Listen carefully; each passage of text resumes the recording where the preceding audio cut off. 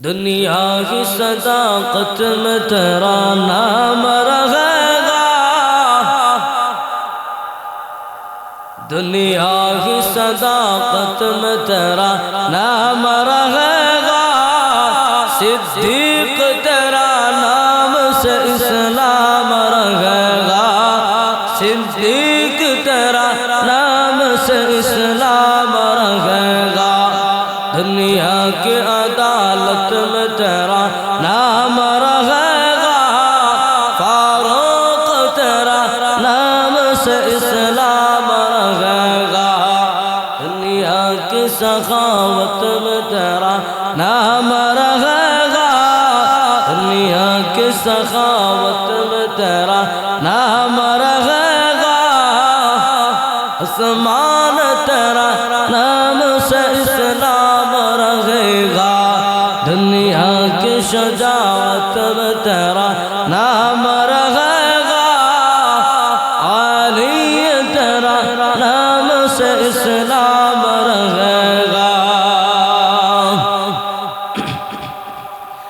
हिल्फुल फजल इस्लामी যুব কল্যাণ পরিষদ পূর্ব দক্ষিণ ভাগ বড়লেখা মৌলভীবাজারের উদ্যোগে আয়োজিত আজকের এই ১৬তম বার্ষিক তাফসীরুল কুরআন মাহফিলের চলমান অধিবেশনের সম্মানিত সভাপতি সাহেব, মঞ্চ উপবিষ্ট জাতির কর্ণধার, জাতির রাহবার ওলামায়ে কেরাম, ফেন্ডালে উপস্থিত দিন প্রিয় ইসলাম প্রিয় মুসলমান ভাইয়েরা, পিতৃতুল্য মুরব্বিয়ান বাবারা, বাড়িঘরে অবস্থানরতা পর্দানিশীল মা ও বোনেরা, সর্বকালে যুগে যুগে ইতিহাস পরিবর্তনকারী দ্বীন ও ইসলামের পক্ষে লড়ে যাওয়া সৈনিক, আজকের এই মাহফিলের প্রধান আকর্ষণ যুবক বন্ধুগণ, শুরুতেই রব্বে কাবার দরবারে অসংখ্য অগণিত শুকর ও সুজুদ যে রব্বুল আলামিন আমাদেরকে অত্যন্ত দয়া এবং মায়া করে মেহেরবানি করে অশান্তময় এই পৃথিবীর অশান্ত পরিবেশ থেকে আল্লাহ রাব্বুল আলামিন আমাকে আপনাকে অত্যন্ত মহব্বত করে যাচাই বাছাই করে রহমতি বরকতি কোরআনের মজলিসে আসার বসা, দ্বীনি কিছু কথা বলা ও শোনার জন্য আল্লাহ পাক সুযোগ করে দিয়েছেন, তৌফিক দান করেছেন। এজন্য সকলে অন্তরের অন্তঃস্থল থেকে কালিমাতুশ শুকর আদায় করি, একটু জবান করে বলি আলহামদুলিল্লাহ, মাশাআল্লাহ। আমি অত্যন্ত খুশি হয়েছি আজকের মাহফিলে, বিশেষ করে এই দক্ষিণ ভাগের মুসলমান এবং যুবকদের আওয়াজ, কারণ আমাদের আওয়াজটা এমন হওয়া উচিত। কারণ আমরা যত নীরব হচ্ছি, যত নীরবতা পালন করতেছি, যত নীরবতার ভূমিকায় আমরা আসি, নাস্তিক বেঈমানের আওয়াজ তত বাড়তেছে। অতএব মুসলমান যুবক ভাই, আর ঘুমিয়ে থাকলে হবে না, নিজেকে প্রস্তুত করতে হবে, নিজের জীবনকে রসূলের সুন্নায় রাগাতে হবে, নিজের জীবনকে রসূলের আদর্শ অনুযায়ী পরিচালনা করতে হবে। কারণ মুসলিম যুবক, আজ যদি তুমি জাগ্রত না দেখো, নাস্তিক বেঈমানেরা যেইভাবে আরাকানে মুসলমানকে নির্যাতন করতেছে, ফিলিস্তিনে মুসলমানদের উপর জুলুম করতেছে, শুধু তাই নয়, তোমার আমার এই বাংলায়ও হিন্দুত্ববাদী সংগঠন ইসকনের সন্ত্রাসীরা তোমার আমার মা বোনদের ইজ্জত হানি করার চেষ্টা করতেছে। অতএব দক্ষিণ ভাগের যুবকদেরকে বলবো, নিজেদের তৈরি করতে হবে, নিজেদের জীবনকে রাসূলুল্লাহ সাল্লাল্লাহু আলাইহি ওয়াসাল্লামের আদর্শে চালাতে হবে, নিজের জীবনটাকে রাসূলের সুন্নতে রঙিন করতে হবে। যদি যুবক তুমি ৫ ওয়াক্ত নামাজি হয়ে যাও, যদি যুবক তুমি সংশোধন হয়ে যাও, দেখবা সমাজের অবস্থা পরিবর্তন হয়ে যাবে, সমাজ থেকে ইফটিজিং বন্ধ হয়ে যাবে, সমাজ থেকে মদ জুয়ার আড্ডাগুলা এমনিতেই দুলিশাত হয়ে যাবে। কাজেই আমার যুবক ভাইদেরকে আমি শুরুতেই বলি, আমাদের উচিত এমন আওয়াজ যেন আমার আপনার আওয়াজে নাস্তিক বেঈমান মুরতাদদের কলিজায় কম্পন শুরু হয়। কারণ আমাদের ইতিহাস তো এমন ইতিহাস, মুসলমানদের ইতিহাস তো এমন ইতিহাস, মুসলমানদের আল্লাহু আকবার নারায়ে তাকবীরের স্লোগানে নাস্তিক বেঈমানেরা লেজ তুলিয়ে পালাতে বাধ্য হয়েছে। আজ যদি মুসলমান যুবক তার বুকে ঈমান নিয়ে জবানে আল্লাহু আকবারের তাকবীর দিয়া নাস্তিকের সামনে দাঁড়ায়, আমি তো বিশ্বাস করি নাস্তিক বেঈমানেরা পায়খানা করে পিছন দিক দিয়ে পালাতে বাধ্য। এজন্য বলি যুবক, নিজেকে প্রস্তুত করো। আজ যেভাবে আমাদের উপর চতুর্মুখী ষড়যন্ত্র, আজকে যদি একটু নজর করে দেখেন, খেয়াল করেন, বাংলাদেশের অবস্থা একটু পর্যবেক্ষণ করেন, তাহলে দেখবেন হিন্দুত্ববাদী ইসকন সংগঠন এমন ভাবে আমাদের উপর চড়াও হয়ে গেছে। আমি যে ওদের বিরুদ্ধে বলতেছি, ওরা মার করে মসজিদের যেই সমস্ত মসজিদে খতিবরা ইসকনের বিরুদ্ধে সতর্ক করে, ওরা ওই সমস্ত ইসকনের সন্ত্রাসীরা খতিবদের দেখে দেখে ওরা নোটিশ দেয়, হুমকি দেয়। আমরা মনে করেছিলাম 24-এর এই আন্দোলনের পরে 5 আগস্টের পরে মনে হয় আমরা স্বাধীন, কিন্তু দেখতেছি এখনো বাংলাদেশ স্বাধীন হয় নাই। প্রয়োজন আবার রক্ত দেওয়ার, প্রয়োজন এই জমিনকে আল্লাহ ওয়ালার জমিন বানানোর জন্য, এই জমিনে পরিপূর্ণ নিরাপত্তা, পরিপূর্ণ শান্তি প্রতিষ্ঠার জন্য ইসলামের ব্যানারে আল্লাহর বিধান অনুযায়ী শান্তি প্রতিষ্ঠার জন্য আমরা মনে করি আরো একটা গণ অভ্যুত্থানের দরকার। কারণ আমরা আশা করেছিলাম হয়তো মুসলমান আমরা নিরাপদ হব, টুপিওয়ালারা নিরাপদ হবে, জনসাধারণ দুর্বলরা নিরাপদ হয়ে যাবে, নিরাপত্তা পাবে। কিন্তু দুঃখের বিষয় দেখা যায় পাথর মেরে মানুষ হত্যা করা হয়। ওরা আসতে বললেন যে মানুষের জীবনের দাম নাই, দোকানে রাহাজারি হয়, মসজিদ মাদ্রাসায় আগে যে রকম ওই আফার সাথেই এখন আফার চেলারও সাথে। তবে স্পষ্ট করে জেনে রাখা দরকার, আফার যেমন এই বাংলাটাই হয় নাই, আফার ভূমিকায় যারা আসবা তোমাদেরও তাই হবে না। এ দেশের জমিন আল্লাহ ওয়ালাদের জমিন, এই জমিন উলামায়ে কেরামের জমিন, এই জমিনে আল্লাহ ওয়ালা সন্তান তৈরি হবে, এই জমিনে লক্ষ কোটি হাজি তৈরি হবে।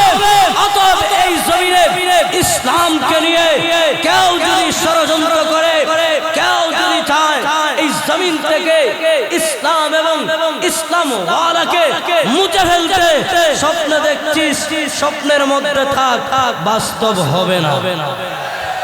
কারণ এক হাদিস শহীদ হতে পারে, লক্ষ হাদি করে ঘরে জন্ম নেবে ইনশাআল্লাহ।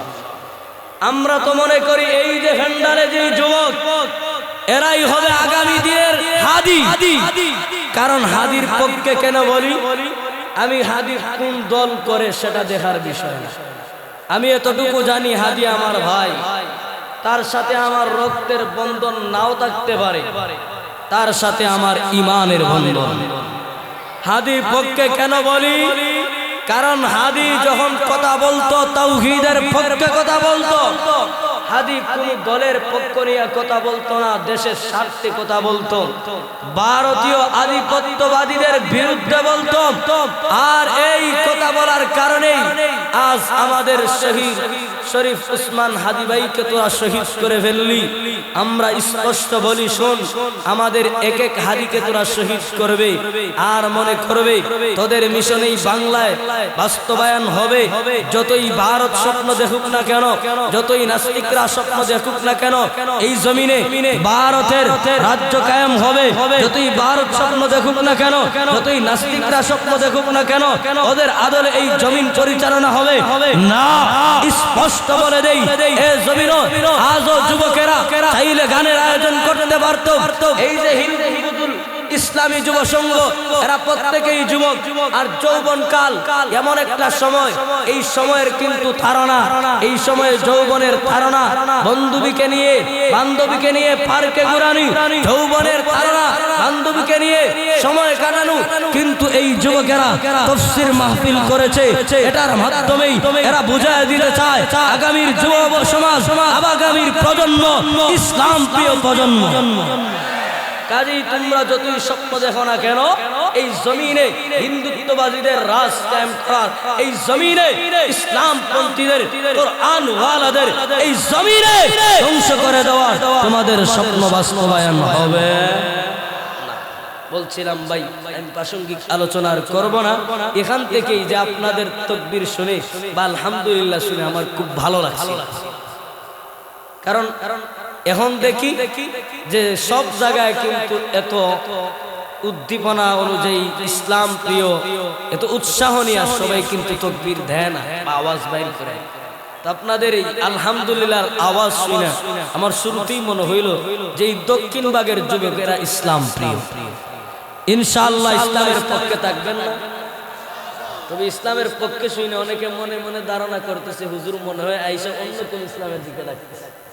আমি কোন দলীয় ইসলামের দিকে ডাকতেছি না, আমি মুহাম্মাদুর রাসূলুল্লাহর ইসলামের দিকে ডাকতেছি। আসতে পারবেন না? ইনশাআল্লাহ আমাদের জীবন হবে তো আল্লাহর বিধান মতো, রাসূলের সুন্নাহ মতো। ভাইরা আমার, যতক্ষণ কথা চলবে, আলোচনা চলবে, শুরুতেই আমাকে যিনি দাওয়াত দিয়েছেন আপনারা হয়তো ওনার প্রতি রাগ হতে পারেন।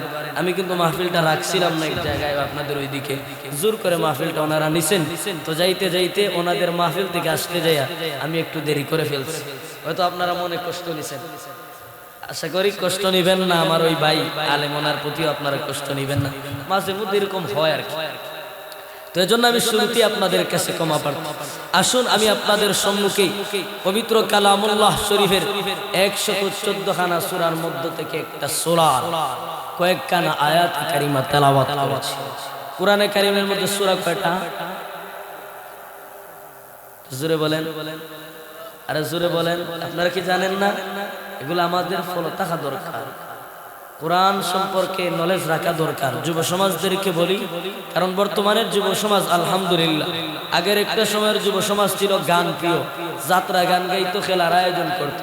এখন আলহামদুলিল্লাহ আমরা দেখি জায়গায় জায়গায় তাফসীর মাহফিল হয়। এমনকি আমরা দেখি যে যুব সমাজই বেশি আলেমদের সঙ্গে থাকে। আর জ্বলন্ত প্রমাণ, আমি যেই জায়গায় থাকি আমার ওই এলাকার যুব সমাজ আমার খুব মহব্বত করে। যখন ইসলামের জন্য কোন কাজের জন্য বলি, দেখি সবার আগেই যুব সমাজ। তো আবার আমার এই কথা আমার মুরব্বী চাচারা আর কষ্ট পাইয়েন না, আপনারাই আছে। কারণ এই জমিনে আল্লাহ আযাব গজব দেয় না, সাদা দাড়িওয়ালা মুরব্বী যারা আল্লাহর ডাকে, এদের দিকে তাকাই আল্লাহ আযাব গজব দূর করে দেয়। যে মুরব্বীরও দরকার আছে, যুব সমাজেরও দরকার আছে। আর যুব সমাজের কথা আমি বেশি এজন্য বলি যে কারণ মুরব্বীর দ্বারা সমাজে অশান্তি সৃষ্টি কম হয়। মুরব্বী চাইলেই টেন্ডারবাজি করতে পারে না, মুরব্বী চাইলেই চুরি করতে পারে না, মুরব্বী চাইলেই সন্ত্রাসী করতে পারে না। এগুলা সম্ভব কার দ্বারা? যুবকের দ্বারা। কারণ এক বিচারা গেছে চুরি করতো সব সময়, তো মসজিদে গেছে, এক লোক বলে চাচা আপনি মসজিদে দেখা যায়, আপনি কি জান না? জান না বলতে বুঝতেছেন তো কোথায় যায় না? ও চাচা রে, এগুলা তো অনেক আগেই সাইরা দিছি। কেন সাইরা দিছি বেটা? যাই তো ঠিকই আছে, মালপত্র নিয়ে যখন বাইরে তখনই কাশিটা ইচ্ছা হয়। যেমনি কাশি উঠে এমনি বাড়ির মালিক বাইরে এই ফিটিতে উড়ন কালা। এলে বুঝা গেল বয়সের বারে যখন মানুষ মুরব্বী হয়, দুর্বল হয়, মুরব্বীদের দ্বারা চুরি সম্ভব না, ডাকাতি সম্ভব না। তাইলে প্রয়োজন সংশোধন হওয়ার যুবকদের, আমাদের যারা মুরব্বী আছেন, আমাদের ওই সমস্ত মুরব্বীরা আমাদের কি করবেন? ভূমিকা স্বরূপ ওনারা পরামর্শ দিয়া সমাজ পরিচালনা করবেন, যুবকদেরকে নিয়ে বসবেন। কারণ এই যুব সমাজ যদি সংশোধন হয়ে যায়, যুব সমাজ যদি নামাজি হয়ে যায়, যুব সমাজ যদি আল্লাহ ওয়ালা হয়ে যায়, যুব সমাজ যদি উলামায়ে কেরামের কথা শুনে রাসূলের সুন্নাহ অনুসরণ করে রাসূলের আদর্শ অনুযায়ী চলে, তাহলে দেখবেন সমাজ থেকে মারামারি দূর হয়ে যাবে, সমাজ থেকে চিন্তাই দূর হয়ে যাবে, সমাজ থেকে গান বাজনা দূর হয়ে যাবে, সমাজ থেকে মদ জুয়া লটারি এই সবগুলা দূর হয়ে যাবে ইনশাআল্লাহ। এজন্য যুব সমাজ আমি প্রায় জায়গায় বলি, যুব সমাজ আমাদের সংশোধন হওয়া দরকার। যুব সমাজ এখন আমাদের এই যুব সমাজদের উলামায়ে কেরামের সাথে সংঘবদ্ধ হওয়ার দরকার, উলামায়ে কেরামের কাছে আসা দরকার, ইসলামের পথে চলার দরকার। কারণ যৌবন কাল আল্লাহর কাছে অত্যন্ত দামি একটা কাল। এই যৌবন কালে ইবাদত করলে যেই পরিমাণের সওয়াব আর ফজিলত বৃদ্ধ কালের চাইতে 1000 গুণে বেশি। বৃদ্ধ কাল হইলে এমনও সময় আসবে আপনি চাইলেও নেকির কাজ অনেক সময় বার্ধক্যজনিত কারণে করতে পারবেন না, কিন্তু যুবককাল আপনি যদি চান এখনই গিয়া পুকুরে ডুব দিতে পারবেন না। যুবকরা পারবে। এক যুবক ভাই বলছে ইনশাআল্লাহ, আমি আপনার পানিতে ডুব দেওয়ার জন্য বলি নাই, যে কথাটা বুঝাতে চাই যে যুবক চাইলেই পারে। অতএব যুবকেরা যদি হিম্মত করে যে আমার সমাজ থেকে গান বাজনা হবে না, আমার অত্র এলাকার যুবকদেরকে নিয়ে ঐক্য হব যে আমাদের এলাকায় গান বাজনা নিজেরাই তো করব না, আমরা আমাদের ঘরে আমার বোনের মেয়ের ভাতিজির আত্মীয় স্বজনের বিয়েতে গায়ে হলুদের আয়োজনে গান বাজনা করব না, গায়ে হলুদ করব না। পারবেন না যুবকরা? এই যে ওয়াজ মাহফিল করাইতেছে এর উদ্দেশ্য কি? আখিরাতের সামান তৈরি করা, নিজে সংশোধন হওয়া। এখন তফসির করা যদি ডেক্সেট আইনা বনির বিয়ার সময় গান বাজান, এলে তো এই ওয়াজ হরা হেদা ছিল। এজন্য আমি প্রাসঙ্গিকভাবে আমি যেটা মনে করি বলা দরকার, আমার যুবক ভাইদের কাছে আবদার, যুবক ভাইয়েরা ঐক্যবদ্ধ হন। এই হিলফুল ফুজুল ইসলামী যুব সংঘের ব্যানারে আপনারা ঐক্যবদ্ধ হন এবং আপনারা প্রতিজ্ঞা করেন যে ইনশাআল্লাহ এই দক্ষিণবাগের গ্রামে বিয়ে শাদীতে আর আমরা গায়ে হলুদ নামের এই ইহুদি খ্রিস্টানদের কালচার বাস্তবায়ন করব না ইনশাআল্লাহ। পারবেন না? চেষ্টা করবেন। যে কথা বলছিলাম যে যুব সমাজ আমাদের দরকার কোরআনের প্রতি নলেজ থাকা। কারণ আমরা যত কোরআন থেকে দূরে সরে থাকবো, ইসলাম থেকে দূরে সরে থাকবো, তখন নাস্তিক আর বেঈমানদের নির্যাতন জুলুম আমাদের উপর তত বেশি বাড়বে। এজন্য আমাদের প্রয়োজন ইসলামের পক্ষে থাকা, রাসূলের আদর্শ অনুযায়ী থাকা। রাসূলের আদর্শ জানবা কিভাবে? এজন্য উলামায়ে কেরামের সংস্পর্শে আসা দরকার, উলামায়ে কেরামের কাছে আসা দরকার। আসবেন তো ইনশাআল্লাহ? বলছিলাম আমি আপনাদের সম্মুখে সূরা কালাম থেকে কয়েকখানা আয়াত কারিমা তেলাওয়াত করেছি। এই আয়াতগুলিকে সামনে রেখে অল্প সময়ের ভিতরে আপনাদের পরবর্তী মেহমান আসার আগ পর্যন্ত আলোচনা করার ইচ্ছা পোষণ করি। আল্লাহ তাআলা যেন আমাকে ইখলাসের নিয়তে কথাগুলা বলা, অতঃপর আমাদের প্রত্যেককে আমল করার তৌফিক দান করুন, আমিন। আসুন এই তেলাওয়াতকৃত আয়াতগুলার আলোচনা বোঝার স্বার্থে মুফাসসিরিনে কেরামের তাফসীরের হাইসিয়তে সর্বপ্রথম যে বিষয়টা জানা দরকার সেটা হচ্ছে এই তেলাওয়াতকৃত আয়াত যে সূরা, এই সূরাটার শানে নুজুলটা জানা, যে আল্লাহ তাআলা এই সূরা কলমটা নাযিল করলেন কেন।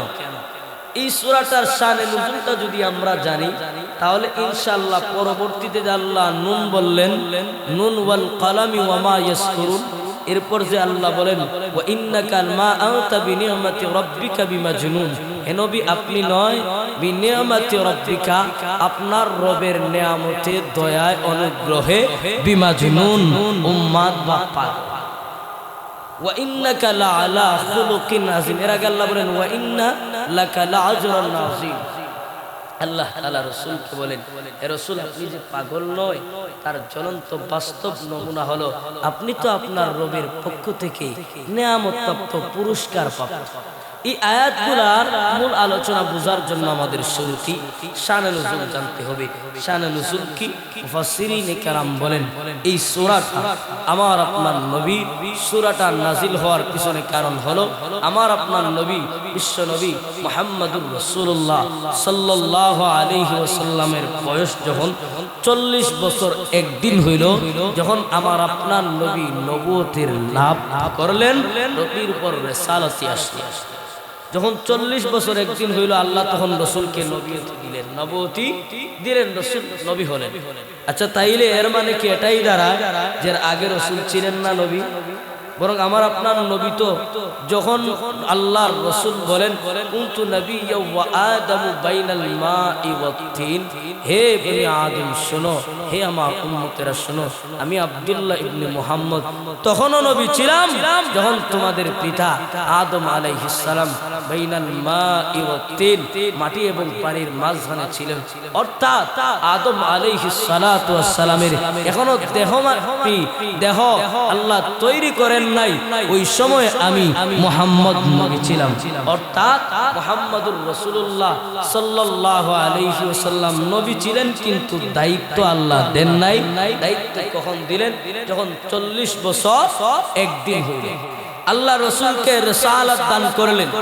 তখনকার সময়ে আল্লাহ রসুলের 40 বছরের জিন্দেগিতে মক্কার লোকেরা আমার আপনার নবীকে মহব্বত করত, ভালোবাসত, খুবই মহব্বত। তারা তাদের মালগুলা তাদের বড় বড় নেতা যারা আছে এদের কাছে না দিয়া আমার আপনার নবীকে বিশ্বাস করত, আল আমিন বলে ডাকত, আর রসুলের কাছে আমানত রাখত। যেই মাত্র আল্লাহ রসুল সাল্লাল্লাহু আলাইহি ওয়াসাল্লাম তাওহীদের দাওয়াত দিলেন, নবুয়ত লাভ করলেন, নবুয়ত লাভ করে আল্লাহ রসুল সাল্লাল্লাহু আলাইহি ওয়াসাল্লাম গোপনে গোপনে আস্তে আস্তে আল্লাহ রসুল দাওয়াত শুরু করলেন। দেখা গেল যে মানুষগুলা রসুলের আপন ওই মানুষ মনে রূপান্তরিত হল। এইভাবে গোপনে গোপনে 3টা বছর দাওয়াত দেওয়ার পর আল্লাহ কেন আয়াত নাযিল করলেন, ওয়াআযির আশীরাতাকাল আকরাবিন।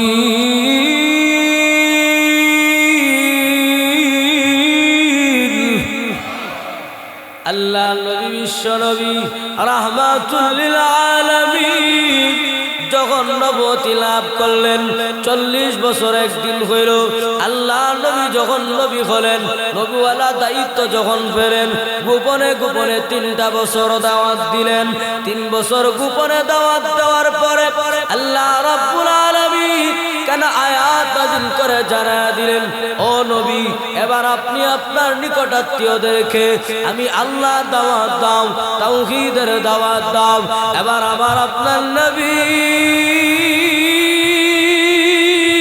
মুহাম্মদ আরবি সাল্লাল্লাহু আলাইহি ওয়াসাল্লাম সাফা পাহাড়ে যাইয়া জাবালে আবু কুবাইসে দাঁড়াইয়া ওই সময়ের আরবের লোকেরা একে অপরকে ডাকতো ইয়া সাবাহা, ইয়া সাবাহা বলে সম্বোধন করত।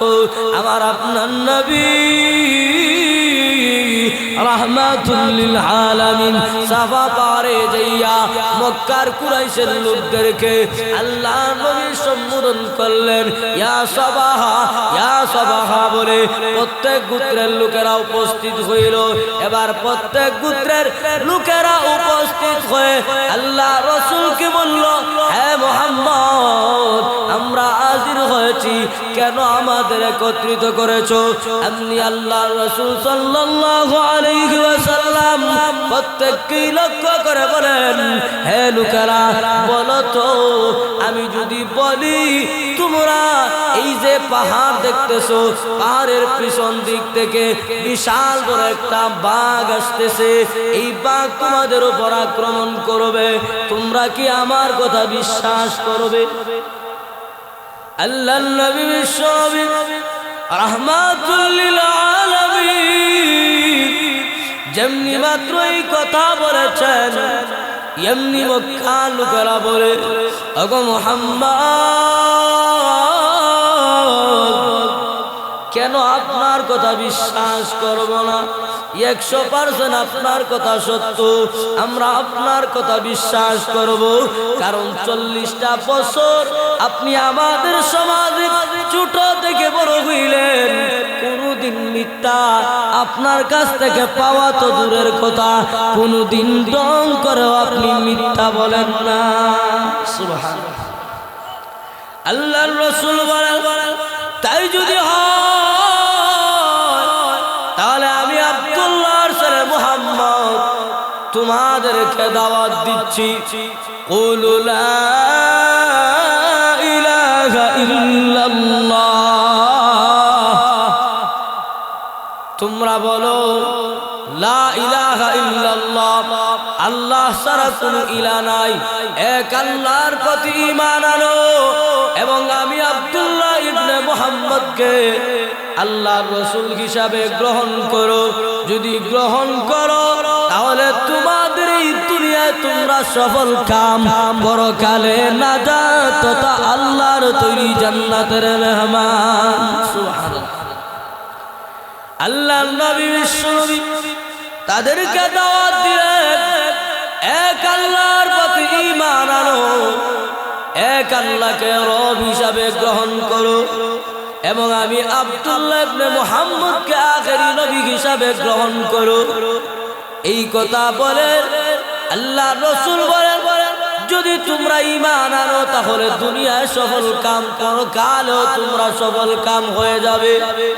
আর যদি এই দাওয়াত গ্রহণ না করো, আল্লাহর উপর ঈমান না আনো, আমি আব্দুল্লাহ ইবনে মুহাম্মদকে রাসূল হিসাবে গ্রহণ না করো, তাহলে তোমাদের পরকাল বরবাদ, অর্থাৎ তোমাদের ঠিকানা হবে জাহান্নাম।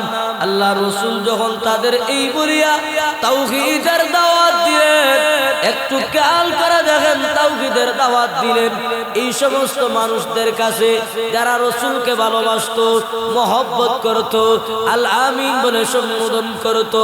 এই মাত্র আল্লাহর নবী নবী রাহমাতুল লিল আলামিন তাওহীদের দাওয়াত দিলেন, সাথে সাথে ওই আপন লোকেরা দুশমনে পরিণত হয়ে গেল। দেখছেন অথচ এরা আল্লাহ রাসূলকে মহব্বত করত, আল আমিন বলে ডাকতো, নিজেদের মাল তাদের নেতাদের কাছে দিত না, আমার আপনার নবীর কাছে আমানত রাখত। কিন্তু যেই মাত্র তাওহীদের দাওয়াত দিছে এমনি সাথে সাথে নিজের আপন বংশের আপন চাচা আবু লাহাব দাঁড়ায় গেছে। তো আবার এমনিরা পাথর নিয়ে দাঁড়াইছে আবু লাহাব। এই আবু লাহাব দাঁড়ায় গেল। এখানে একটা বিষয় লক্ষণীয়, দেখবেন মানুষের শত্রু দূরের কেউ হয় না, শত্রু কাছের লোক থেকেই হয়। যার সাথে আপনি চলাফেরা করবেন, যার সাথে চলাফেরা এক প্লেটে খানা উঠা বসা, দেখবেন স্বার্থে যখন আঘাত লাগে এই কাছের বন্ধুটাই তখন শত্রুতে রূপান্তরিত হয়। এটা ইতিহাস থেকে যুগ যুগ থেকে প্রমাণিত। একেবারে আপন লোক, রাসূলের আপন লোক, যদি রাসূলের মনে কষ্ট, যদি দূরের কোন লোক বাধা দিত এত কষ্ট লাগত না, কিন্তু রাসূল তাকায়া দেখেন রাসূলের চাচা দাঁড়ায় গেছে। এজন্য দেখবেন আমাদের মাঝে, আমাদের সমাজে, আমাদের মানুষের ভিতরে কিছু গুণ আছে যে অন্যের বাড়ি যদি দূরের কোনো মানুষের একতলার জায়গায় দুইতলা বিল্ডিং দিয়ে তার আফসোস হয় না, আর নিজের আপন বাড়িটা যদি কোনো রকম একটা তালা তুলতে পারে আর এই ভাইয়ের সাথে মিল নাই, তখন দেখবে তার আর সহ্য হয় না, হিংসা কাজ। নিজের মানুষ থেকেই বেশি শত্রুতা বেশি হয় যখন স্বার্থে আঘাত লাগে। তো আল্লাহ রাসূল সাল্লাল্লাহু আলাইহি ওয়াসাল্লাম যখন বয়স 40 বছর একদিন হইল, আল্লাহ রিসালাতি দান করলেন। আল্লাহ রাসূল তখন গোপনে গোপনে দাওয়াত দিলেন, 3টা বছর দাওয়াত দিলেন। সর্বপ্রথম মহিলাদের মধ্যে খাদিজাতুল কুবরা রাদিয়াল্লাহু তাআলা আনহা কে দাওয়াত দিলেন, এবং পুরুষের মধ্যে বয়সের দিক দিয়া হযরত আবু বকর রাদিয়াল্লাহু তাআলা আনহু, যুবকদের মধ্যে হযরত আলী রাদিয়াল্লাহু তাআলা আনহুকে দাওয়াত দিলেন। এইভাবে প্রথম 3টা বছর গোপনে গোপনে দাওয়াত দিলেন। আল্লাহ তাআলা এরপর রাসূলকে নির্দেশ দিলেন, ও রাসূল এবার আপনি প্রকাশ্যে আপনার গোত্রের লোকদের, আত্মীয়দের আপনি দাওয়াত দেন। আল্লাহ রাসূল পাহাড়ে যায় সবাইকে একত্রিত করে দাওয়াত দিলেন। রাসূলের মনে বড় আশা যে ওরা তো আমারে মহব্বত করে, হয়তো দাওয়াত গ্রহণ করবে। কিন্তু দেখা গেল এই মহব্বতের লোকটা দুশমনে পরিণত হয়ে গেল। অথচ এরা ছিল এক সময় রাসূলের বড় মহব্বতের। কথা ঠিক না বেঠিক? এজন্য দেখবেন হুজুররারে সবাই মহব্বত করে। ভালোবাসেন কি বাসেন না আপনারা আমাদের? যখন ওই চুরির বিরুদ্ধে বলে কথা হয় না, যখন ওই সুদের বিরুদ্ধে বলে এমনি দেখবেন সুদকুর চাচার চেহারা খারাপ, তখন আর হুজুর দেখতে পারে না। ইমাম সাহেবরে যতদিন সুদের ওয়াজ করে না এর আগ পর্যন্ত ইমাম সাহেব বালা, মুক্তাকে আর ইমাম সাহেবের কোথায় রাখে, যেদিকেই যায় ওদিকে ইমাম সাহেব বড় বালার। যেমনি সুদের ওয়াজ করছে এমনি ইমাম বালা না। আমিও কই তো বালা না বালা ঠিক না, কারণ তুমি সুদকুরের কাছে ভালো হওয়ার প্রয়োজন নাই। প্রয়োজনে সুদের বিরুদ্ধে বলে যদি ইমাম চাকরি হারাতে হয় হারাবেন, কারণ রিজিকের মালিককে আল্লাহ। তো বলছিলাম এই মক্কার বেঈমানেরা রাসূলের বড় মহব্বতের ছিল, ভালোবাসা। যেই মাত্র আল্লাহ রাসূল সাল্লাল্লাহু আলাইহি ওয়াসাল্লাম তাদেরকে আল্লাহর দাওয়াত দিলেন, তাওহীদের দাওয়াত দিলেন, এই ভালোবাসার মানুষগুলা, এই মহব্বতের মানুষগুলা দুশমন হয়ে গেল। ঠিক তেমনি ভাবে আমাদেরকে আপনারা মহব্বত করেন, ভালোবাসেন। যখনই উলামায়ে কেরাম বলেন দেশ চলবে মদিনা চলবে, দেশ চলবে রাসূলের আদর্শে, তখনই বলেন মোল্লারা আগে জেনে। ঠিক না ভাই? ঠিক। যেমন আফায়, আসলে আফা হয়ে আমি মহিলাদের মান পূর্ণ করতে চাই না, আমার কথা রাগ করেননি আপনারা। হ্যাঁ, ভালো কাজ কিছু ছিল তাদের, তবে এই ভালো কাজের স্বার্থ ছিল, ভালো কাজ যেগুলা করছে, কিন্তু এই ভালো কাজগুলার ডাইকা ফেলছে যেই পরিমাণের আয়না করে নির্যাতন করছে। তা ঠিক আর একটু জোরে বলেন। এবং যেই পরিমাণের ইসলাম প্রিয়, ধর্ম প্রিয় মুসলমানদের আলেম ওলামাদের নির্যাতন করেছে। যত ভালো কাজই করুক না কেন, তার এই আয়নাগরের গুণ মসজিদ মাদ্রাসায় তাফসীর মাহফিলে আলেমদের কোরআনের কথায় বাধা দিয়া যেই পরিমাণের আল্লাহকে নারাজ করেছে, আমি মনে করি এর অবদস্ত হওয়া, তাদের অধপতন হওয়ার মূল কারণ হলো আলেমদের পিছে লাগা।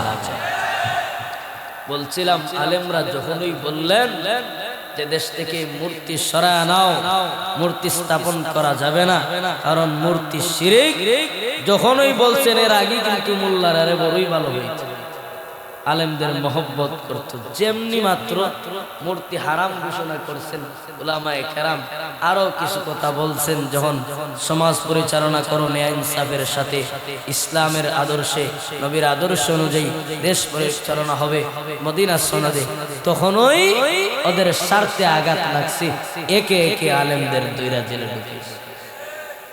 এলে বোঝা গেল স্বার্থে আঘাত লাগার কারণে যারা বলে মুখে ইসলাম মহব্বত করি, ভালোবাসি, এরা প্রকৃত অর্থে ইসলাম ভালোবাসে না।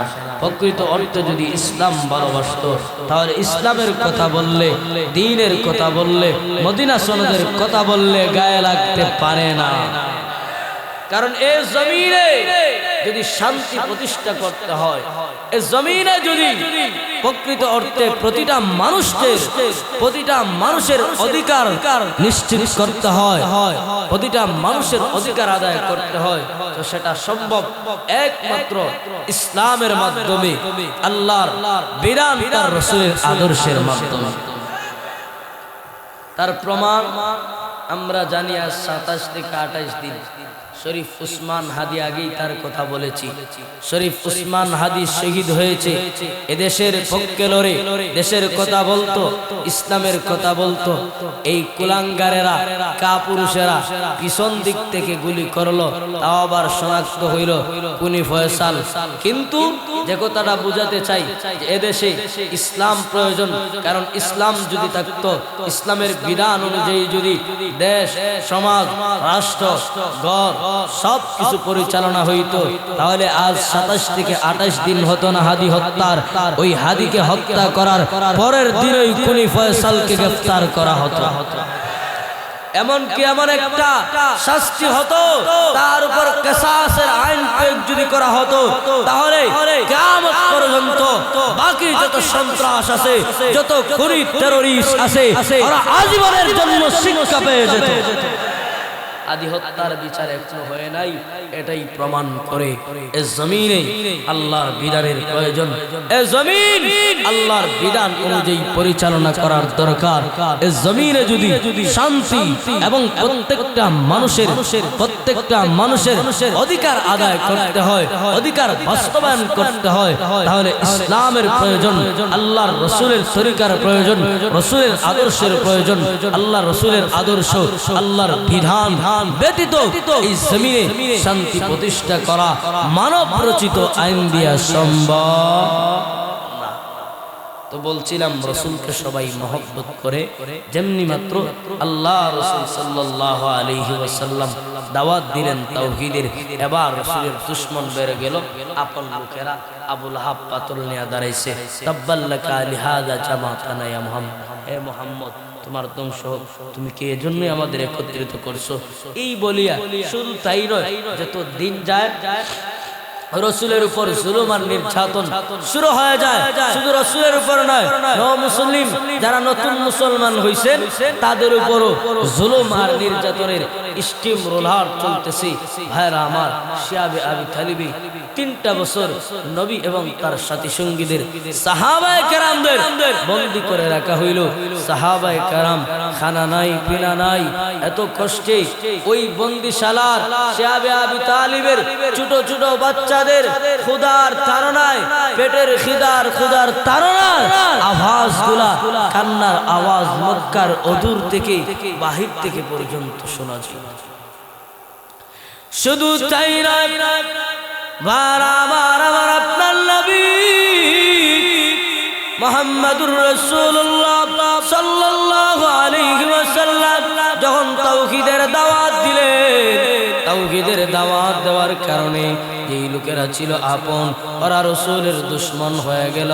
আস্তে আস্তে এই মক্কার জমিনে আমার আপনার নবীর দুশমন দিন দিন বাড়তে লাগলো। একটা পর্যায়ে আমার আপনার নবী মুহাম্মদ আরবি সাল্লাল্লাহু আলাইহি ওয়াসাল্লাম এবং তার সাথী সঙ্গীদের শিয়াবে আবি তালিবি 3টা বছর বন্দী করে রাখলো। আল্লাহর রাসূল সাল্লাল্লাহু আলাইহি ওয়াসাল্লাম এমন নির্যাতিত হলেন, আল্লাহর নবী যখন নামাজের ভিতরে যাইতেন, তাবরানী শরীফের মধ্যে আছে, হযরত ইবনে মাসউদ বলেন, আল্লাহর নবী বিশ্ব নবী রাহমাতুল লিল আলামিন মসজিদে নববীতে আল্লাহর নবী নামাজরত অবস্থায়, আল্লাহর নবী বিশ্ব নবী নামাজরত অবস্থায় এমন সময় বিশিষ্ট সন্ত্রাস মক্কার উকবা ইবনে আবি মুঈদ আল্লাহর রাসূল নামাজরত অবস্থায় এই মুহূর্তে উকবা ইবনে আবি মুঈদ গামছা অথবা মাফলা দিয়া আল্লাহ রাসূলের গলার মধ্যে পেঁচায় ধরে পিছন দিক থেকে হেসকা টান শুরু করে দিল।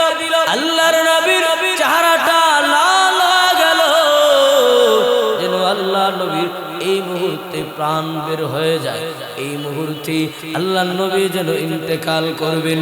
এই দৃশ্যটা দেখে হযরতে আবু বকর দৌড়ে আসলেন। আবু বকর আয়েশা বললেন, আতাকতুলুনা রাজুলান আইয়াকুলা রাব্বি আল্লাহ, এই উকবা ইবনে আবি মুঈদ, তোমরা এমন ব্যক্তিকে কেন হত্যা করতে চাও যে ব্যক্তিটা বলে রব্বি আল্লাহ, আমার রব হলেন আল্লাহ? তোমরা এই ব্যক্তিকে কেন হত্যা করতে চাও? আর আমার যে কথাটা বুঝাতে চাই, আল্লাহর নবী দ্বীনের দাওয়াত দেওয়ার কারণে, তাওহীদের দাওয়াত দেওয়ার কারণে আল্লাহ রাসূলের দুশমন বেড়ে গেল। আল্লাহর নবী নামাজে এই সময় মক্কার বেঈমানেরা উটের পচা গান্দা নারী বই রাসূল সেজদারত অবস্থায় থাকতেন, ওরা মাথার উপর রেখে দিত। শুধু তাই নয়, মক্কায় নির্যাতিত হইলেন। একটা পর্যায়ে আল্লাহর রাসূল সাল্লাল্লাহু আলাইহি ওয়াসাল্লাম এই মক্কা ছেড়ে মদিনায় যেতে বাধ্য হলেন, হিজরত করলেন। যে কথাটা বলতে চাই, সামনের দিকে আসুন। আমার তেলাওয়াতকৃত সূরা আল্লাহ কেন নাজিল করলেন? এই নির্যাতিত হলেন, কিন্তু আল্লাহর রাসূল একের পর এক নির্যাতিত হচ্ছেন, দ্বীনের দাওয়াত কিন্তু বন্ধ করেন নাই।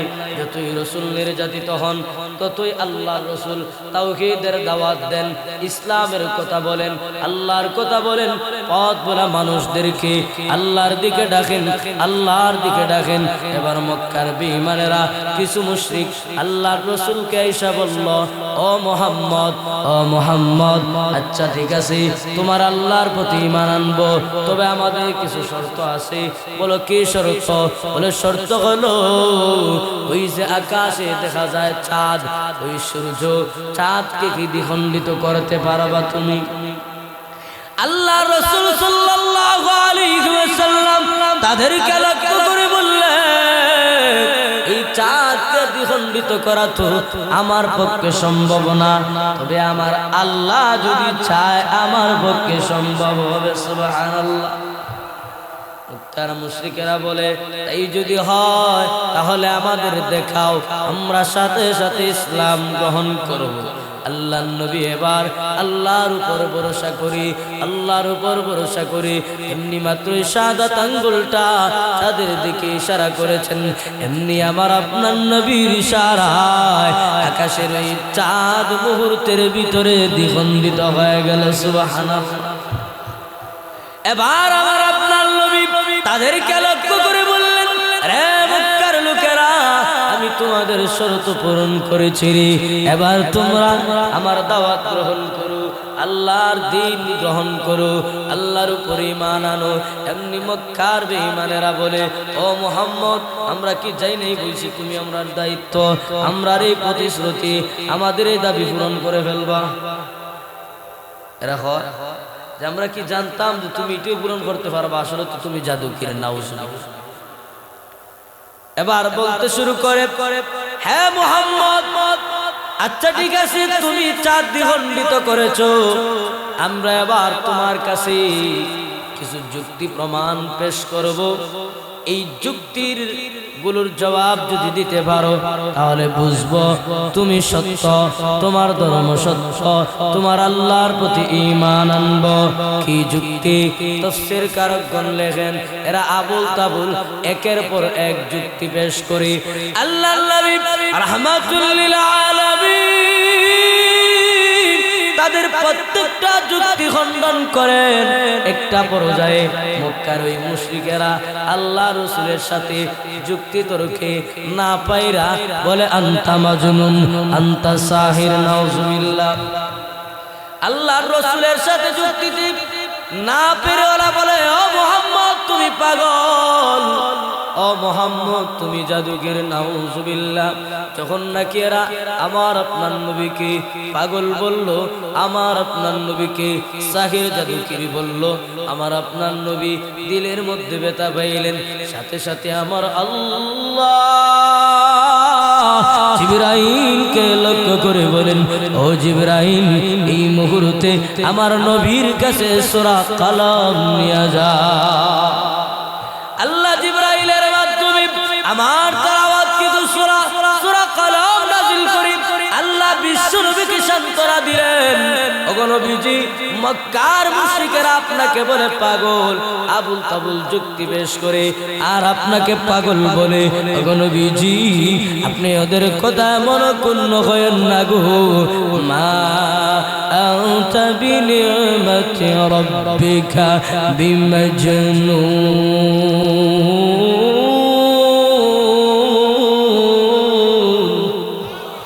ওগো নবী, আপনি তো নয় আপনার রবের অশেষ দয়ায় বিমাজনুন, পাগল।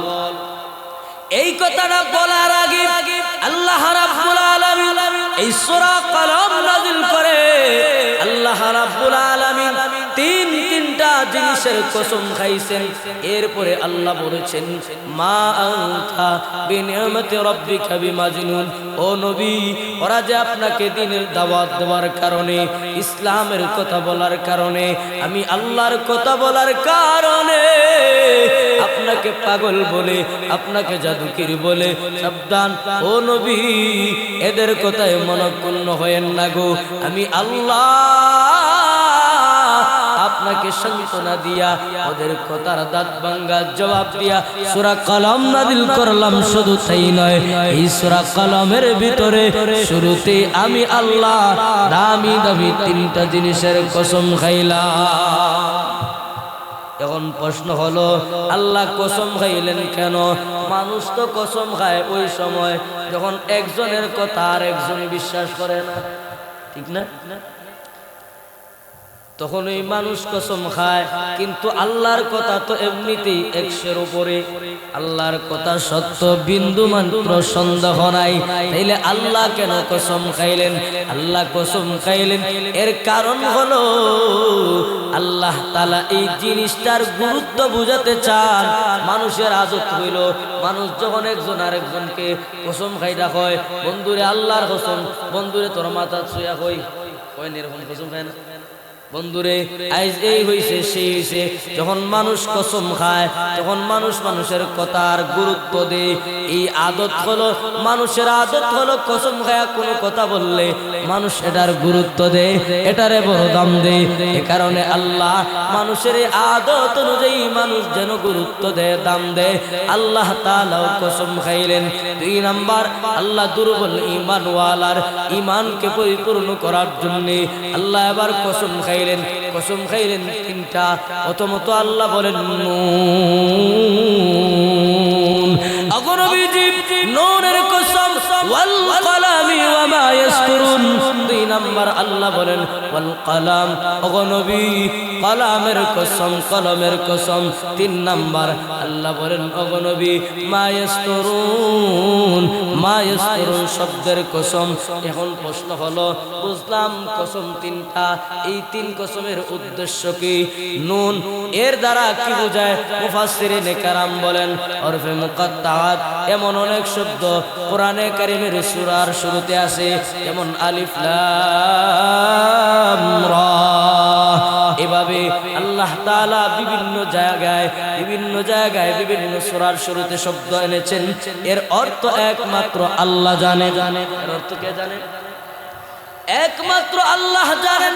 আবার এই নুনের একটা উদ্দেশ্য মুফাসসিরিনে কেরাম বলেন যে আল্লাহ তাআলা নুন দ্বারা ওই একটা বড় মাছের কসম খাইলেন, বড় একটা বিশাল বড় মাছ। এই মাছ আল্লাহ তাআলা এই পৃথিবীটাকে আল্লাহ একটা প্লেটের মতো গোলাকার একটা পাথরের উপর রেখে দিয়েছেন, আর এই পাথরটাকে আল্লাহর কুদরতি একটা বিশাল বড় মাছের উপর রেখে দিয়েছেন। এই মাছটাকে আল্লাহ জান্নাতি মেহমানদেরকে মেহমানদারি করাইবে। আল্লাহ চাইলে কি সম্ভব হয় না? এটা একটা উদ্দেশ্য বলতেছেন, এটা বাস্তব হতেও পারে, নাও হতে পারে। 2 নাম্বার কসম আল্লাহ বলেন ওয়াল কলাম, আগনবীজি কলমের কসম। কলম বলতে কোন কলম? এর 2 ব্যাখ্যা মুফাসসিরিনে কেরাম বলেন। এর দ্বারা এটাও হতে পারে দুনিয়ার কলম, কারণ দুনিয়ার কলমেরও কিন্তু দাম আছে, আছে না নাই? এই কলমের কোষায় কিন্তু অপরাধীরে নির্দোষ বানায়, আর নির্দোষ ব্যক্তিরেও অপরাধী বানায়। এলে কলমের পাওয়ার আছে না নাই? 2 নাম্বার মুফাসসিরিনে কেরাম বলেন কলম দ্বারা ওই কলম উদ্দেশ্য আল্লাহ রাব্বুল আলামিন সর্বপ্রথম কলম সৃষ্টি করে বললেন উক্তুব, ও কলম লেখো। কলম এবার আল্লাহকে বলে, ও আল্লাহ কি লিখবো? আল্লাহ তখন বললেন, আজ থেকে নিয়ে কিয়ামত পর্যন্ত যত মানুষ আসবে সবার ভাগ্য এবং সবার রিজিক সব কিছু লেখো। ওই কলমের কসম। তাইলে ওই কলম দামি কি দামি না? দামি। 2 নম্বরে 3 নাম্বার মা ইয়াসতুরুন, ওগো নবীজি মা ইয়াসতুরুনের কসম। মা ইয়াসতুরুন বলতে এর 2 ব্যাখ্যা। কলম দিয়ে যা লেখা হয়েছে অর্থাৎ ওই আসমানের যে আল্লাহ সর্বপ্রথম কলম নাজিল করেছেন, এই কলম দিয়ে কিয়ামত পর্যন্ত যত মানুষ আসবে, যত মানুষের ভাগ্য লেখন করা হয়েছে, এই সমস্ত মানুষের ভাগ্য লেখনের কসম। 2 নাম্বার যে সমস্ত ফেরেশতারা লিখেছেন ওই সমস্ত ফেরেশতাদের কসম। অর্থাৎ এখন আছেন সংক্ষেপে আল্লাহ কসম করেছেন 3টা। 1 নাম্বার নুন, নুনের কসম, 2 নাম্বার কলমের কসম।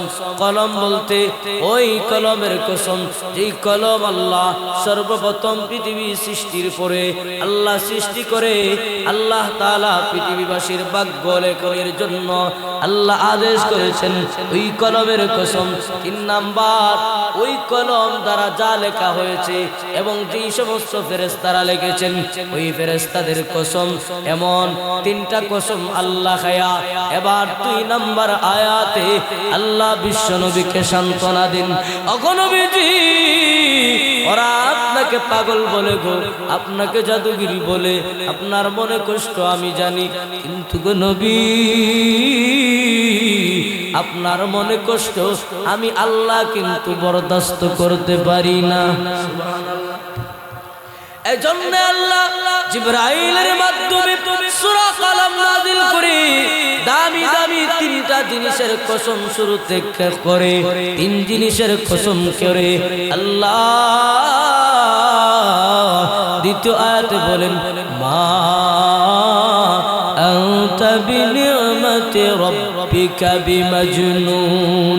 ওগো নবীজি মা আনতা আপনি তো নয়, বিনি'মাতি আপনার রবের দয়ায় অনুগ্রহে, বিমাজনুন পাগল। অর্থাৎ ও নবী ওরা বলে পাগল না, না আমি আল্লাহ 3টা জিনিসের দামি দামি 3টা জিনিসের কসম খায়া আমি আল্লাহই ঘোষণা দিলাম আপনি পাগল না। সুবহানাল্লাহ। তাহলে বোঝা গেল আল্লাহর নবী কষ্ট পাইলে আল্লাহও কিন্তু সহ্য করেন না, ঠিক না বেঠিক? অতএব তুমি আমি মুমিন মুসলমান, আমাদের ঈমান কেমন থাকা উচিত? রসুলকে কেউ গালি দিলে রসুলকে নিয়ে কষ্ট করলে এভাবে হাত গুটিয়ে বসে থাকবো, নাকি প্রয়োজনে জীবন দিয়ে হলেও নবীর দুশমন, নবীর দুশমন বেয়াদব কুলাঙ্গারকে এই জমিনে দাফন করতে হলেও দাফন করব? তাই যদি হয় মুসলমান, এই জমিনটা হলো মুসলমানের জমিন। আফসোস লাগে এই জমিনে আবুল সরকার নামের কুলাঙ্গার আমার আপনার আল্লাহকে নিয়ে কটূক্তি করলো, সাধারণত গ্রেফতার করে জেলে যে ঢুকাইলো, আর কি হইল কোনো খবর নাই। অথচ আমরা যদি প্রকৃত অর্থে যারা আমাদের বিচারিক পর্যায়ে আছে, দেশ পরিচালনা করে, ওরা যদি প্রকৃত অর্থে ওদের অন্তরে আল্লাহর মহব্বত আল্লাহর ভয় থাকতো, আল্লাহর প্রেমিক হইতো, তাইলে ওই কুলাঙ্গার আবুল সরকারের ফাঁসি দিত। এরা এখনো ফাঁসি দেয় নাই, বোঝা গেল এদের অন্তরে আল্লাহর ভয় নাই, আল্লাহর মহব্বত নাই। কারণ যে আমার আল্লাহকে গালি দিবে, আমার আল্লাহকে নিয়ে কটূক্তি করবে, তার এই জমিনে বেঁচে থাকার কোনো অধিকারই নাই। কিন্তু আফসোসের বিষয় আমরা দাবি করি 92% মুসলমানের দেশ, 92% মুসলমান, কিন্তু দেখা যায় আমার এই দেশে রসুলকে গালি দেয়, কোরআনকে বিবারিয়ার জমিনে কুলাঙ্গার পোড়ায়, পা দিয়ে আঘাত করে, এগুলার বিচার নাই, বিচার হয় না। আবার বলে প্রশাসনের লোক নাকি দায়িত্বরত আছে। আমি তো বলি বর্তমানের অধিকাংশ প্রশাসনের লোক কসুর প্রধান, প্রশাসনের লোক। আতাউল্লাহ বিক্রমপুরের কথা আমি প্রায় জায়গায় বলি, ওই লোকটার এখন গ্রেফতার করে আসে, ওর পক্ষে ওনার পক্ষেও কেউ কথা বলে না। ওই আতাউল্লাহ বিক্রমপুরীর অপরাধ কি? ওনার অপরাধ ছিল উনি মুসলমানের মেয়েদের পক্ষে ভারতীয় আধিপত্যবাদীদের বিরুদ্ধে কথা বলতো, ইসকনের বিরুদ্ধে কথা বলতো, মুসলিম নারীদের সতর্ক করত। এজন্য বলি আমাদের আওয়াজ যত দূর যাচ্ছে, সামনে যারা চেয়ারে বসবেন আমরা এই চেয়ার চাই না, আমাদের জন্য এই ওয়াজের চেয়ার ওই সম্মানের চেয়ার। আপনারা চেয়ারে যান, সমস্যা নাই, আমরা আপনাদের আগে দিব, বসায়া দিব। তবে আমাদের কয়েকটা দাবি, এর মধ্যে একটা দাবি হলো সর্বপ্রথম এই জমিনে কাদিয়ানীদেরকে কাফের ঘোষণা করতে হবে। যদি কেউ এই প্রতিশ্রুতি দেয়, ও দক্ষিণবাগের মুসলমান আপনাদের বলি, কোন নেতা যদি আপনাদের এই প্রতিশ্রুতি দেয় যে আমরা ক্ষমতায় গেলে ইনশাআল্লাহ ওয়াদা দিলাম কাদিয়ানীদেরকে কাফের ঘোষণা করব, আমি অন্তত আমি এক নগণ্য আলেম হিসাবে আপনাদের আবদার করলাম ওই সমস্ত নেতাদের পাশে থাকবেন। নাম্বার 2, আমাদের এই দেশ মুসলমানের উচিত ছিল এই জমিনে ইসলাম এবং মুসলমান নিরাপদ থাকবে, কিন্তু দুঃখের বিষয় ইসলাম এবং মুসলমান নিরাপদ থাকা তো দূরের কথা, স্বয়ং আমার আল্লাহকে নিয়ে কটূক্তি করে এরপর কুলাঙ্গার জমিনে বেঁচে থাকে। কিন্তু আমাদের প্রশাসনের লোকরা কি করে দেখবেন, ওই প্রশাসনের লোকেরা যারা অপরাধী এদের ধরতে পারে না, নিরপরাধ যদি থাকে আপনি গাড়ি নিয়ে আসলেন, কাগজ নাই, আমরা এখানে দিলে 500 পাই না। আতাউল্লাহ বিক্রমপুরী বলতো যে বর্তমান প্রশাসনের লোক 1000টা শুকরানুর মধ্যে একটা, কারণ সব শুকরানুর দ্বারা মানুষ জন্ম লাভ করে না।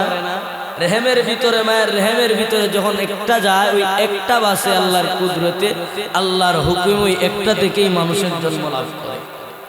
ঠিক তেমনি ভাবে বর্তমান সময়ের প্রশাসনের অধিকাংশ লোকের অবস্থা এমন, যারা 1000টা শুকরানুর মতো একটা, সবাই বাদ না, আবার সবাই ভালো না।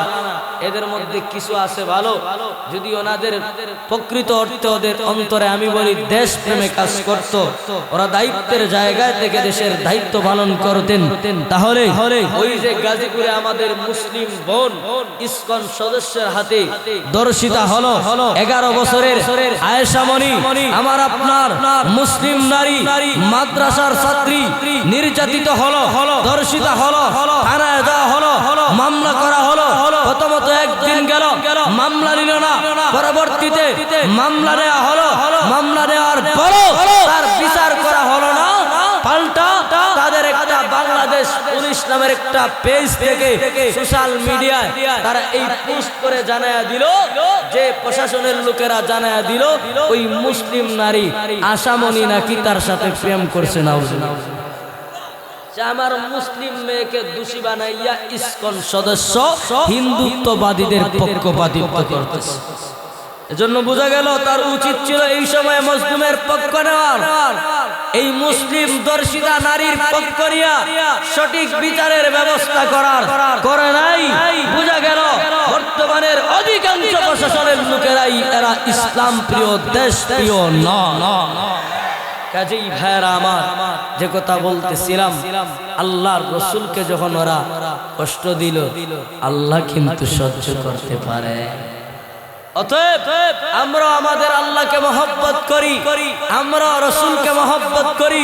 প্রয়োজনে আমাদের যদি আল্লাহর জন্য, দ্বীনের জন্য, ইসলামের জন্য, রসুলের জন্য যদি কখনো এই দক্ষিণবাগের যুবকেরা যদি কখনো ডাক দেওয়া হয় ইসলাম হেফাজতের জন্য, নবীর খতমের নবুয়তের চাল রক্ষা করার জন্য, প্রয়োজন যদি রক্ত দেওয়ার প্রয়োজন যদি আসে, জীবন দেওয়ার, কারা কারা প্রস্তুত আছেন? দুইটা হাত তুলে আল্লাহর দেখা।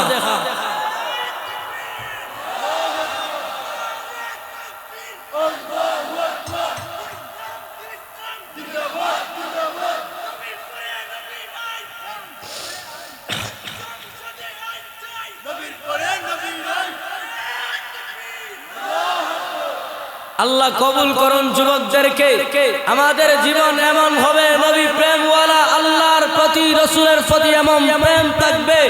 আমরা তো বিশ্বাস করি আমার এই যুবকেরা যদিও 5 ওয়াক্ত নামাজ পড়তে না পারে, তবে আলহামদুলিল্লাহ শুকরগুজার হই বাংলাদেশের যুবকেরা, আমাদের যুবকেরা যখন দেখে ইসলামের বিরুদ্ধে কেউ কথা বলে, আমরা তো দেখি এই যুবকেরা যে 5 ওয়াক্ত নামাজ পড়তে পারে না, মাথায় ঠিক মতো টুপি দিতে পারে না, ওই যুবক তো তখন বাস নিয়ে মাঠে নামে। অতএব বলবো সচেতন থাকবেন। আগামী দিনও এই অত্র এলাকার ভিতরে কোন ইসকন সদস্যর দ্বারা যদি আমার কোন মুসলিম নারী কোথাও ধর্ষিতা হয়, কোথাও হেনস্থা হয়, প্রশাসনের দ্বারস্থ তো হবেন, এর আগেই ঐক্যবদ্ধ হয়ে ওই কুলাঙ্গারের জিহ্বা টেনে কুকুরের নাস্তা বানাইবেন। কারণ আমার মুসলিম নারীর ইজ্জত আছে, আমার ইসলামের ইজ্জত আছে। পাশাপাশি আমি এখানে যারা অভিভাবক আছেন, আমার আওয়াজ যত দূর যাচ্ছে, মা বোন যারা শুনছেন, অভিভাবকদেরকে বলবো, আপনার মেয়ে কলেজে পড়ে কোথায় যাচ্ছে, কখন যাচ্ছে, কখন আসতেছে, কার সাথে চলতেছে, খেয়াল রাখবেন। কারণ বর্তমানে এখন দেখতেছি এই হিন্দুত্ববাদী লোকেরা, এই হিন্দু ফুলাফাইন গুলারা মুসলিম মেয়েদের ক্যাপচার করে বলে আমি ইসলাম জানতে চাই। এরা মুসলিম মেয়েদের কাছে বিরে বলে যে আমি ইসলাম জানতে চাই, আমি ইসলাম গ্রহণ করতে চাই। তখন সরল মনা ইসলাম প্রিয় মুসলমানের মেয়ে মনে করে হয়তো সে মুসলমান হইতে চাচ্ছে, তখন রিলেশন শুরু, আস্তে আস্তে শুরু হয় প্রেমের সম্পর্ক। পরে বলে যে তুমি আমারে বিয়া করো, আমি তোমাকে বিবাহ করব, আমি তোমার ধর্ম গ্রহণ করব। একটা পর্যায়ে যখন এই নারীর সতীত্ব নষ্ট করে, তখন এই নারীটাকে বাধ্য করে ইসলাম থেকে বেরিয়ে আসা। এমনকি এই নারীকে সে পরবর্তীতে ভারতে পাচার করে, এমন হাজার ঘটনা আছে। আপনারা ইতিহাস একটু তালাশ করেন, আপনারা একটু খোঁজ খবর নেন, দেখবেন বাংলাদেশে এই ইসকনের সদস্যর লোকেরা প্রত্যেকটা কলেজে ওদের টিম আছে, হিন্দু ফুলাফাইন্ডা, ওরা মুসলিম মেয়েদের কাছে যায়, বলে ইসলাম সম্পর্কে জানতে চাই, আমরা মুসলমান হতে চাই, মুসলমানের আদর্শ সুন্দর, আপনি কি আমাকে একটু শোনাইবেন আপনাদের ইসলামের বাণী। এইভাবে বইলা মুসলিম মেয়েদের ক্যাপচার করে, অতঃপর প্রেমের ফাঁদে ফালাইয়া বিভিন্ন নির্জনে নিয়া তাদের সতীত্ব নষ্ট করে। একটা পর্যায়ে এই মুসলিম মেয়েটাকে ভারতের হাতে দিনের পর দিন পাচার করে তোমার আমার মুসলিম মেয়ে দর্শিত হয়। অতএব আমি অভিভাবক যারা আছেন আপনাদেরকে বলবো, মেয়েটা কোথায় যায়, ছেলেটা কোথায় যায়, কার সাথে যায়, কার সাথে উঠা বসা, কার সাথে চলাফেরা, খেয়াল রাখবেন তো ইনশাআল্লাহ। 2 নাম্বার, আমার আওয়াজ, মাইকের আওয়াজ যাচ্ছে, অত্র এলাকার মা বোন শুনতেছেন, আমার বোনদের প্রতি আবদার আপনারা শুনতেছেন। ইসলাম যদি আসলে ওদের জানার প্রয়োজন হইতো, এদেশে কি উলামায়ে কেরামের খুবই অভাব পড়ছে? ইসলাম জানার জন্য হুজুরদের কাছে আসে না কেন? বুঝা গেল মতলব বাস, এরা আপনাদের কাছে যায় এদের স্বার্থে। অতএব আমি এই বিষয়টাও বলে দিলাম যে এই হিন্দুত্ববাদী ইসকন কিভাবে মুসলিমদেরকে, মুসলিম নারীদেরকে হেনস্থা করে, কিভাবে মুসলিম নারীর ইজ্জত নষ্ট করার চেষ্টা করে। এর প্রথম ধাপই হলো আপনার সাথে স্কুলের সহপাঠী হিসাবে বন্ধুত্ব করে তুলবে। 2 নাম্বার, আপনার কাছে ইসলাম সম্পর্কে জানতে চাইবে, আপনাকে বলবে ইসলাম গ্রহণ করব, আপনার সাথে একটু বসি, আসেন রং চাকাই, আসেন অমুক পাহাড়ে যাই, অমুক পার্কে যাই, এভাবে বলে আপনাদের কাছে আসার চেষ্টা করবে। সতর্ক থাকবেন, নিজের সতীত্ব হারাইবেন না, ইসলামকে কলঙ্কিত করবেন না। ভাইরা আমার, যে কথা বলতেছিলাম যে আল্লাহ রাসূল সাল্লাল্লাহু আলাইহি ওয়াসাল্লাম যখন দেখলেন এই মক্কার বেঈমানেরা, মক্কার মুশরিকেরা আমার আপনার নবী মুহাম্মদুর রাসূলুল্লাহ সাল্লাল্লাহু আলাইহি ওয়াসাল্লামকে পাগল বলে, মজনুন বলে, আল্লাহর রাসূলকে জাদুকীর বলে গালিগালাজ করলো, কটাক্ষ করলো, কষ্ট দিল, আল্লাহ কিন্তু সহ্য করেন নাই। সাথে সাথে সূরা কলম নাযিল করলেন, আর দামি দামি 3 জিনিসের কসম খাইলেন। নুন, ও নবী, নুনের কসম, ওয়াল কলম, কলমের কসম, মা ইয়াসতুরুনের কসম। এই তিনটা জিনিসের কসম খায় আল্লাহ বলেন, মা আনতা বিনিআমাতি রাব্বিকা বিমাজনুন। ও নবী, আপনি এদের কথায় কষ্ট পায়েন না গো, মনক্ষুণ্ণ হয়েন না, আপনি আপনার রবের নিয়ামতে পাগল নয়। সুবহানাল্লাহ। শুধু তাই নয়, আল্লাহ বিশ্ব নবীকে সান্ত্বনা দিয়া বলেন, ওগো নবীজি,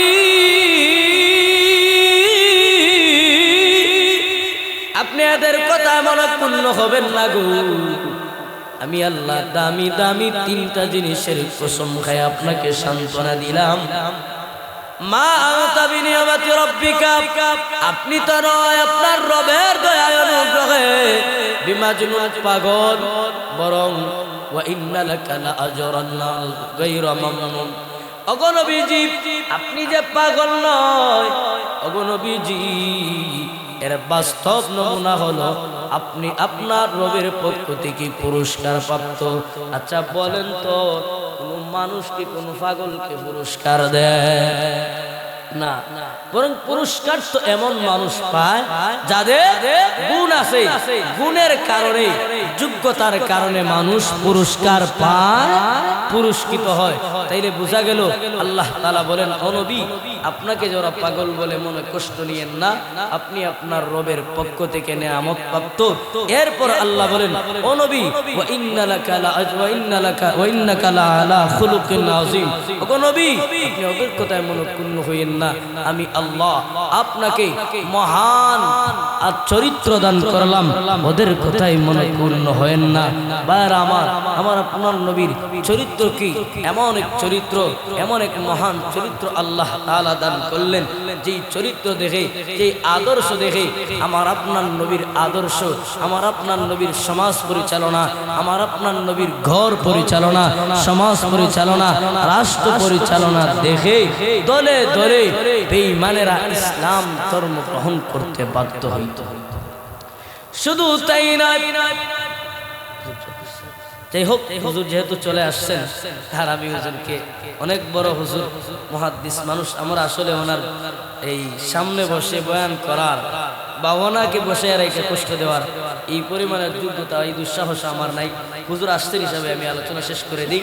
যে কথাটা যে আল্লাহ সূরা কলম নাযিল করে বিশ্ব নবীকে সান্ত্বনা দিলেন, ও নবী, আপনি এদের কথায় মনঃক্ষুণ্ণ হয়েন না, নিশ্চয়ই আপনি আপনার রবের পক্ষ থেকে নিয়ামত প্রাপ্ত এবং পুরস্কার প্রাপ্ত।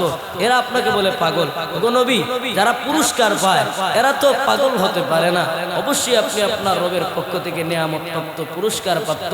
আবার আপনি যে পাগল নয়, ও নবী, আমি আল্লাহ আপনার নবীর, আপনি আল্লাহ আপনার চরিত্রের সার্টিফিকেট দিলাম। যে কথা হলো এই দুই একখান আয়াতের আলোকে আজকের আলোচনার মূল বক্তব্য এটা যে আমার আপনার নবী ইসলামের জন্য, দ্বীনের জন্য রাসূল ঘর ছাড়া হয়েছেন, বাড়ি ছাড়া হয়েছেন, রক্ত দিয়েছেন। আল্লাহ রাসূল একটা সময় জন্মস্থান ত্যাগ করেছেন, বিভিন্ন সময় জুলুম নির্যাতনের শিকার হয়েছেন। নবী এবং তার সাহাবায়ে কেরাম ইসলামের জন্য, দ্বীনের জন্য ত্যাগ স্বীকার করেছেন, কিন্তু ইসলামকে শহীদ হতে, ইসলামকে নিঃশেষ হতে দেন নাই।